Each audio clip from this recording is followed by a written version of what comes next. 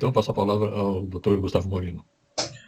Uma boa tarde, excelências. Meu cumprimento a todos. Meu cumprimento à desembargadora Jucimara, relatora deste feito, ao desembargador Fábio, também atuando no feito, e o desembargador também Nelson Fonseca Júnior, que atua também no feito.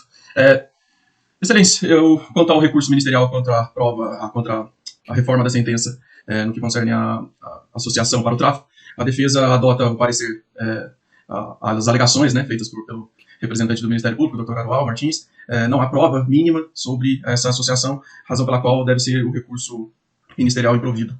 Quanto ao recurso defensivo, a defesa aponta aqui duas questões preliminares, além das outras já apontadas nas razões recursais. A primeira, excelência, diz sobre a questão da fundamentação da sentença. Ao contrário do que expôs o representante do Ministério Público, aqui a defesa não trata de ausência de fundamentação, mas de uma fundamentação padronizada.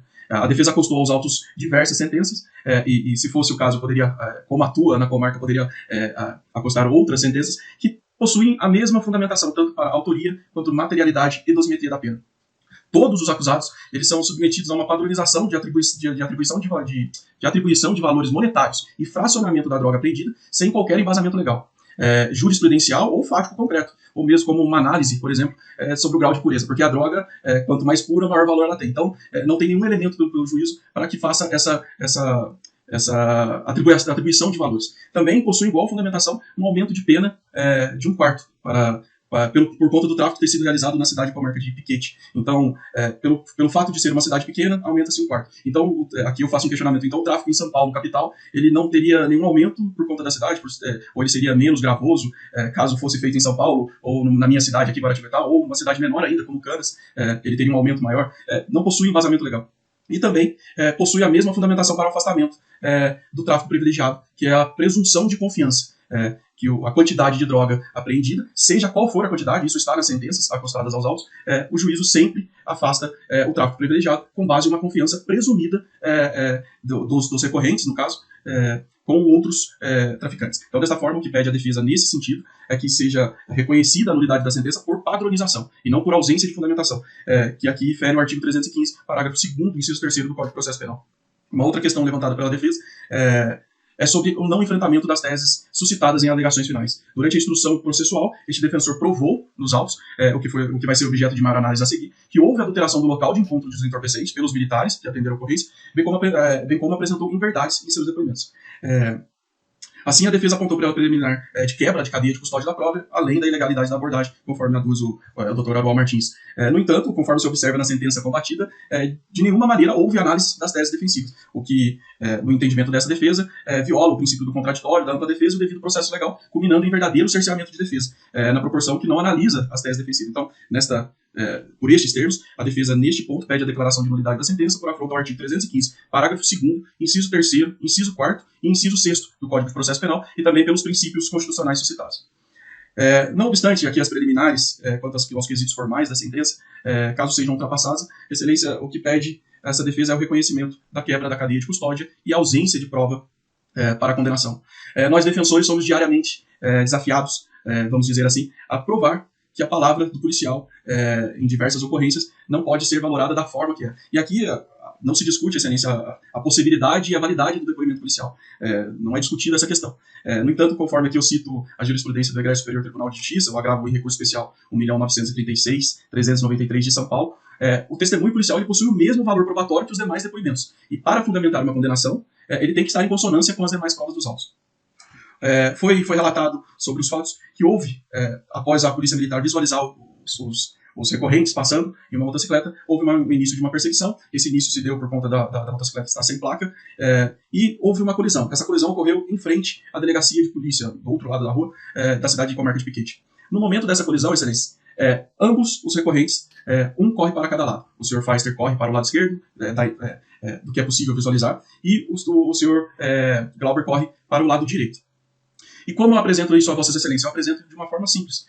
Há imagens nos autos. A defesa, em pesquisas próprias, conseguiu ter acesso ao sistema de segurança que mostra o exato momento da colisão e o momento que ambos os policiais empreendem fuga. Ao contrário do que dizem em seus depoimentos em sede de planta policial, eles dizem que correram ambos em sede policial e perante o juízo. Eles dizem que ambos correram em direção ao réu Feister, que foi preso na data do fato e que supostamente teria jogado uma sacola. Só que a gente apresenta imagens, excelência, aqui, ó, atento por essa questão das imagens, porque é uma prova substancial. A palavra do policial é uma, e as imagens mostram que eles tiveram atitudes contrárias. O policial Fábio Rian, uma das testemunhas, corre em perseguição ao recorrente Glauber, aqui por mim constituído. E o Glauber corre em sentido contrário ao seu irmão, como já foi afirmado. E o policial Fábio Rian nem chega a descer da viatura e empreende perseguição ao Hellfeister, que posteriormente é preso. Nas imagens, Excelência, é possível ver que o Hellfeister não corre com nenhuma sacola na mão. Ao contrário, quem corre com uma sacola na mão seria o recorrente Glauber, que não foi preso na data do fato, foi preso posteriormente. Alguns dias depois houve um mandado de prisão contra ele e foi concedida a ordem de habeas corpus com medidas alternativas aqui por esta outra Câmara. Então, Excelência, está provado nos autos que, no mínimo, na parte que foi filmada, os policiais, e aqui eu peço a devida vênia, mas ambos os policiais ou mentiram ou confirmaram uma versão mentirosa. O policial Fábio Rian não pode relatar qualquer fato, no sentido de que viu o recorrente Feister, jogar algo, porque ele não correu no mesmo sentido. Ele estava de costas para os fatos que aconteceram. Então, é o primeiro ponto aqui que ventilamos. Em um segundo momento, Excelência, cumprindo aqui nos dizer, em depoimento em sede policial, ambos os policiais relataram que a droga foi jogada no chão. Que o Hellfeister corria e jogou uma sacola, que depois, posteriormente, foi visualizado que continha a droga, e ela foi jogada no chão. Durante a audiência de instrução, o Hellfeister, os policiais questionados por essa defesa mudaram a versão, que a droga foi encontrada em uma casa, no chão de uma casa, e depois falaram que relataram sobre essa questão da casa, que havia qualificação, e não há nenhuma menção dos autos, seja em boletim de ocorrência policial, militar ou da Polícia Civil, qualquer menção de encontro de drogas em residência. Aqui, Excelência, eu faço um questionamento, qual é a verdade dos fatos? Onde a droga foi encontrada? Na rua ou em uma residência? Em qual residência? Em qual rua? Quem mora na residência? Em qual local da rua? O artigo 158A do Código de Processo Penal, os seguintes, do Código de Processo Penal, assegura que a cadeia de custódia da prova, inclusive, assegura a cadeia de custódia da prova, inclusive com determinações de como a prova deve ser resguardada, o que não foi observado no presente caso. E aqui eu peço o Vênia para ler uma citação que já até consta nas razões recursais, mas que é necessária, no caso, o ensinamento do Dr. Aurélio Lopes Júnior, que aponta que o cuidado é necessário e justificado quanto à cadeia de custódia da prova. Quer-se impedir a manipulação indevida da prova com o propósito de incriminar ou isentar alguém de responsabilidade, com vista a obter a melhor qualidade da decisão judicial e impedir uma decisão injusta. Mas o fundamento vai além. Não se limita a perferir a boa ou a má-fé dos agentes policiais que manuseiam a prova. Não se trata nem de presumir a boa-fé, nem a má-fé, mas sim de objetivamente definir um procedimento que garanta e acredite a prova independente da problemática em torno do elemento subjetivo do agente. A discussão acerca da subjetividade deve dar lugar a critérios objetivos, empiricamente comprováveis, que independam da prova de má-fé ou bondade e lisura do agente estatal. Que eu fecho aspas. Excelência, a defesa do recorrente está provando nos autos, através de imagens, que os policiais militares mentiram em seus depoimentos. Não restam dúvidas sobre as tais inverdades praticadas pelos militares, que mentiram desde a forma que os atos ocorreram até o local de encontro da droga. Se até mesmo com imagens, e aqui peço bem, mas se até mesmo com imagens mostrando os verdadeiros fatos e contradizendo os depoimentos policiais, qual será a outra forma que a defesa terá de apontar e de provar que os policiais mentiram em seus depoimentos, ou que os depoimentos não podem ter essa credibilidade elevada ou diferenciada dos outros depoimentos. E aqui eu cito também, gostaria de citar o ministro Ribeiro Dantas, que em um julgamento de um agravo regimental, ele apontou que seria ingênuo e irreal a ideia de que policiais nunca mentiriam os seus depoimentos para incriminar outras pessoas. Então, por todo o exposto, Excelência, o que se espera em sede de preliminar é o reconhecimento da quebra da cadeia de custódia da prova, sendo a prova declarada ilegal por ferir o artigo 158A e seguintes do Código de Processo Penal, determinando seu desentranhamento com a consequente absolvição do recorrente, nos termos do artigo 386, inciso 7 do Código de Processo Penal. Mas também por tais motivos, consoante as inverdades e inconsistências apresentadas pelos depoimentos policiais, no mérito que seja o recorrente absolvido nos termos do artigo 386, inciso 7 do Código de Processo Penal, uma vez a fragilidade das provas. No entanto, havendo a manutenção do decreto condenatório, requer que seja a reforma da dosimetria, em que pese os argumentos trazidos aqui, pela sentença combatida, o aumento de pena, como já anteriormente exposto nesta sustentação, por conta da cidade de Piquete ser pequena, não encontra amparo legal ou jurisprudencial, sendo data máxima vênia ilegal o aumento de pena por tal motivo, na primeira fase. De igual forma, não há fundamentos concretos para que o meritíssimo juiz Acó aponte valores monetários em relação à droga apreendida e, com isso, o aumento de pena também na primeira fase da dosimetria.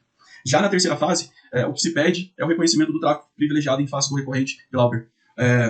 O que no presente caso é feito é a atribuição de valores negativos, a qual é submetido um dos recorrentes, o Hellfeister, ele possui antecedentes criminais, em razão de seus antecedentes, atribuído esses valores negativos, mas ele também é aplicado ao recorrente Glauber, que é primário, e não possui antecedentes, tanto que esta colega da Câmara já considerando a primariedade e outros elementos também pessoais, circunstâncias pessoais, concedeu a liberdade, o direito de recorrer à liberdade. Então, afastar o redutor com base em denúncias anônimas contraria a jurisprudência do Egrégio Superior Tribunal de Justiça, uma vez que denúncias anônimas sequer podem instaurar um inquérito policial. Muito menos seria afastar uma benesse, como a do parágrafo 4º do artigo 33 da Lei de Droga. Também, aqui no caso, peço Só um desculpas. momentinho, doutor. Alex, já deu o tempo? O advogado tem mais 1 minuto. Estou na fase final, doutor. Por favor. A palavra. De igual forma, presumir com base na quantidade e entorpecente de envolvimento do recorrente com uma organização criminosa também não atende ao ordenamento jurídico 4, não constituindo razão idônea para a não aplicação do redutor. Por tais razões, requeiro aqui a aplicação do parágrafo 4º do artigo 33 da Lei de Drogas, sendo este aplicado ao recorrente, Glauber César, reduzido a pena em seu patamar máximo e, consequentemente, que seja substituída também, se havendo possibilidade, por restritiva de direito. Quanto à fixação da pena, do regime inicial de pena, também não foram idôneos os fundamentos que decretaram o regime de cumprimento de pena mais gravoso ao recorrente, razão pela qual requer a modificação do regime prisional para um regime mais brando. No mais, reitero, né, os termos das razões recursais e agradeço a atenção de Vossas Excelências. Eu cumprimento o doutor Gustavo, o doutor Arual, pelas suas manifestações. Passo a palavra para a desembargadora Lucimara proferir o seu voto. Obrigada, presidente. Inicialmente, eu gostaria de cumprimentar os oradores, o doutor Arual e o doutor Gustavo, pelas suas cuidadosas manifestações. O voto é longo, eu vou apenas fazer algumas breves considerações, em especial em relação à ausência de fundamentação, ou melhor, fundamentação padronizada. Na verdade, doutor Gustavo, eu já julguei outros casos, né, da comarca, mas realmente eu não tenho a menor condição aqui, em virtude do volume, de me lembrar se eram deste magistrado, desta vara, mas certamente outros casos de tráfico, de lá e de diversas outras cidades do estado. E o que me parece é que os traficantes também, eles não procuram diversificar muito a sua conduta. Existe um certo padrão na conduta do traficante, de modo que não me parece, com todo respeito, causar estranheza que as sentenças tenham similaridades nas suas fundamentações, que é sempre mais ou menos a mesma situação, né? O sujeito está ali meio, não digo escondido, né, mas tentando disfarçar uma conduta, aparece a polícia, ele se assusta, geralmente corre, no caso estavam de moto, fugiram, não atenderam a luminosos, sinais de parada, enfim, acabaram caindo e aí correram. Eu até, enquanto o senhor falava, prestei bastante atenção e busquei aqui, mas, na verdade, o fato de cada um ter corrido para um lado, pelo que me consta, não foi filmada a ação toda, apenas uma parte dela. E também não me causa nenhuma surpresa que cada um tenha corrido para um lado, porque o Feister foi detido, o Glauber não. Eles até foram procurá-lo na casa e naquele momento ele não estava, então ele não foi detido ali naquele momento. Me parece também que nós não podemos aqui exigir dos policiais acuidade quanto às circunstâncias periféricas.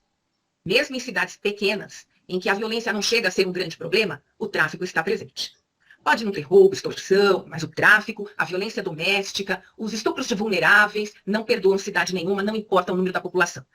E me parece que considerando o número de habitantes, nós podemos sim pensar, olha, para uma cidade desse porte, essa quantidade de droga, no caso aqui dos autos, quase quilo, né, 700 e alguma coisa somando as 3 variedades, não é algo de se desconsiderar. Né? De qualquer forma, voltando ao raciocínio para não perder, são tantos pontos e ainda temos algumas sustentações, eu não quero me alongar, o voto estará à disposição. Não me parece aqui que essas eventuais discrepâncias nos depoimentos dos policiais afetem o cerne da questão, que é o fato de ter havido a abordagem, eles terem fugido, não obstante sinais sonoros e luminosos, ter sido encontrada a droga, e os 2 policiais afirmam que viram o Feister dispensar uma sacola. Se não tiver uma prova, eu sei o quanto é difícil a prova em sentido contrário, né? Mas eu não posso partir do pressuposto de que os agentes do Estado viriam a juízo com o único intuito de prejudicar alguém. No caso, prejudicar um réu, por quê? Porque ele apronta muito lá, ele é multirreincidente. Não vislumbro aqui nos autos nada que me leve a imaginar algo nesse sentido. A cadeia de custódia foi preservada, as drogas apreendidas foram devidamente periciadas, os lacres estão referentes a cada uma, está tudo certinho. E eu não vou falar sobre o mérito, vai estar tudo bem explicado no voto, mas eu entendi pela improcedência do recurso do Ministério Público, doutor Arual, como o senhor também opinou, e pela parcial procedência do recurso da acusação, apenas para afastar, doutor, a causa de aumento da primeira fase, e não é por padronização ou porque cidade pequena, não, é que ela foi utilizada na terceira fase, para afastar a aplicação da causa de diminuição para o Glauber, e isso implicaria em bis in idem. Então, essa é a boa notícia. A gente afasta a causa de aumento na primeira fase. E eu já dei a má notícia que, no meu entendimento, considerando a população da cidade, mais de meio quilo de maconha, salvo engano, inúmeras porções de cocaína, tudo isso, é claro que não apenas, Mas tudo isso aliado a diversas denúncias, ao fato dele ser irmão do Pfister que traficava, era multireincidente, denotam que ele não era um neófito ali na prática do crime. Um neófito não teria acesso a essa quantidade de drogas, em especial em um município pequeno. Quanto ao regime, me parece que o senhor tem toda a razão, a teor das súmulas 718, 719 do Supremo e 440 do Superior Tribunal de Justiça, e considerando, então, os atributos pessoais favoráveis dele, a minha proposta é para que o regime dele, do Glauber, seja abrandado para o semiaberto. Então, presidente, o meu voto é nesse sentido, para diminuir a pena dos réus, que restaria definitiva para o Pfister em 6 anos de reclusão e 600 dias multa, e para o Glauber em 5 anos de reclusão e 500 dias multa, abrandando o regime do Glauber para o semiaberto, preservada no mais a sentença. É nesse sentido o meu voto, presidente. Como vota o desembargador Nelson Fonseca Júnior, eu estou só esclarecendo que passei a ter um problema no vídeo, mas eu consigo vê-los, mas não, Vossa Excelência não estão conseguindo me ver, provavelmente. Obrigado, senhor presidente. Parece que a imagem está congelada de Vossa Excelência, né? Sim. Eu não vou mexer na imagem aqui para não cair, tá bom? Eu peço a compreensão de todos. Obrigado, senhor presidente. Inicialmente, gostaria de cumprimentar a Vossa Excelência pela assunção dos trabalhos, sempre com bastante competência, né? E também cumprimentar os oradores. E, no mais, meu voto é integralmente no mesmo sentido da eminente relatora desembargadora. Tudo bem. Eu completo a turma julgadora. Eu quero só fazer uma pequena observação, até a título de brincadeira, doutor Gustavo, porque como nós somos oriundos das grandes cidades do Vale do Paraíba, que são Taubaté e Guaratinguetá, causa um certo espanto que uma cidadezinha tão pequena como Piquete já esteja com esses problemas. Mas essa é só uma observação a título para aliviar um pouco os trabalhos. E no mais, eu sigo inteiramente o voto da relatora, que entendo até que foi bastante favorável aos apelantes. Esse é o meu voto também. Agradeço a presença do Dr. Gustavo, desejando ótima viagem, ótima permanência aí em Guaratinguetá. Grande abraço. Obrigado, Apesar excelência. da brincadeira, a imagem de Vossa Excelência está muito séria. É que eu adotei esse fundo que eu estou em Miami para ficar a coisa mais leve hoje. Muito chique. Queria até elogiar esse fundo de tela. Esse é um dos fundos novos do Teams.